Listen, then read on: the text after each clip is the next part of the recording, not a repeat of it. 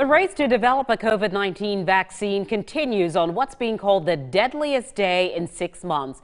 Pfizer says their vaccine is 95% effective. They are pushing hard toward that federal approval. Joining us live in the studio right now is Dr. Valerie Scott. She specializes in family medicine at Roper St. Francis, and she will explain more about the vaccine process and it finally coming into the public. Now, Dr. Scott, first of all, this is very exciting news, but there's still a lot of steps that they have to go through to get FDA approval and to finally make it out into the public, right? That's correct. There's a lot more steps that have to be gone through. Pfizer seems to be very close, however. They'll make an application and then all of the data will be reviewed. The process of gaining all the information has been sped up, but the process of review will be the same as any other vaccine.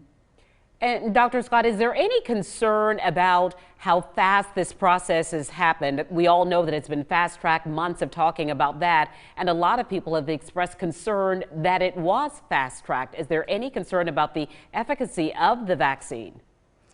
The vaccine was fast-tracked, but that doesn't mean that the right studies were done. They were absolutely done, and the data is being evaluated just the same way as it would otherwise.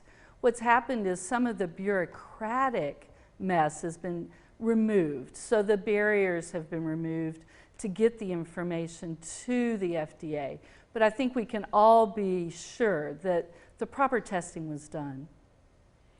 What about the distribution process? As we understand, with this particular vaccine, millions of people will receive it, and then there's the requirement for it to be effective that you have to receive that second dose, which will once again require 1 million of doses to be put out.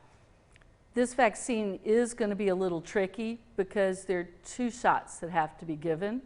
Initially, I believe that DHEC has decided to go through the pharmacies, which I think is a great idea, because the Pfizer vaccine and the Moderna vaccine have to be kept very cold. They have to be kept in the freezer for them to be active. So that will be difficult for those of us in primary care to have the proper equipment right away to keep the vaccine. Keep in mind there's 2 shots required. Typically it's 3 weeks apart, and so that will be hard to remember for people to remember to go back and get it. We had that issue with the shingle shot, so we have walked this road before. Let's also talk, Dr. Scott, about the fact that a lot of people are concerned, again, that this process was rushed. Do you think that that might create some reluctance on the part of people to actually get the vaccine, and that we might wind up, once again, having high incidence of people being infected? I do think that people are a little concerned. I think all of us want to read the data. We want to see the side effects. The outcomes data looks very good from the companies right now. 90 to 95% effectiveness, that's almost unheard of with the vaccine. So we're very excited about that. There are still issues like how long is it going to be good for?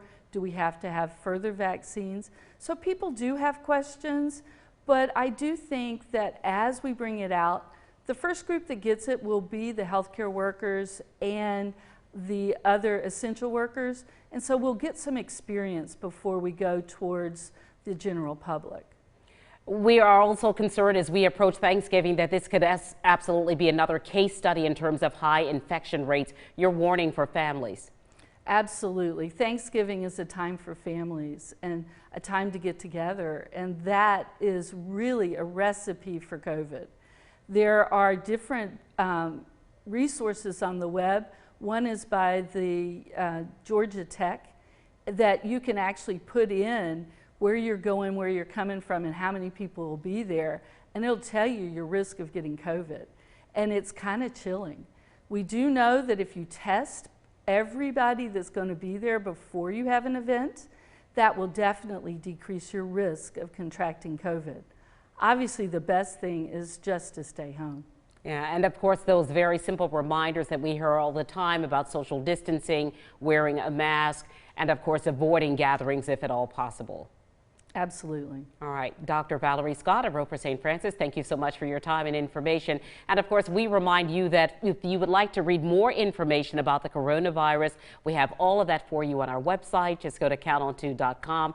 We have a county by county case study, as well as community resource information on testing and monitoring for COVID-19.